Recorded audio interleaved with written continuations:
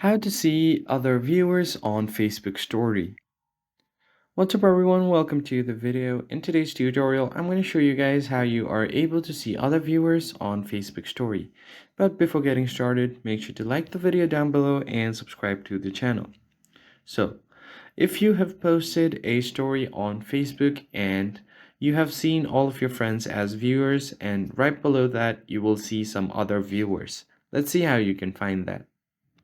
So as you can see, here is a story that I've posted, and if you have any viewers on your story, it's most likely your friends, and right below that you'll find other viewers.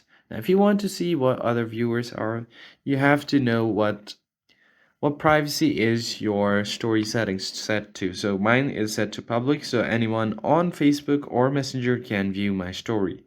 Now if you have that, it's most likely that other people have viewed your story as well. To find that, tap on your profile icon, tap on the gear icon to open up your settings and privacy. Scroll down a bit and here you'll find your story settings. Now just tap on stories like this, and under who can see your stories, go ahead and tap on public. And here under that you'll find some custom friends. Go ahead and tap on custom. And if you set this, or if in some cases it might be seen as specific friends, and if you have it on, you'll see list of all of your friends right here.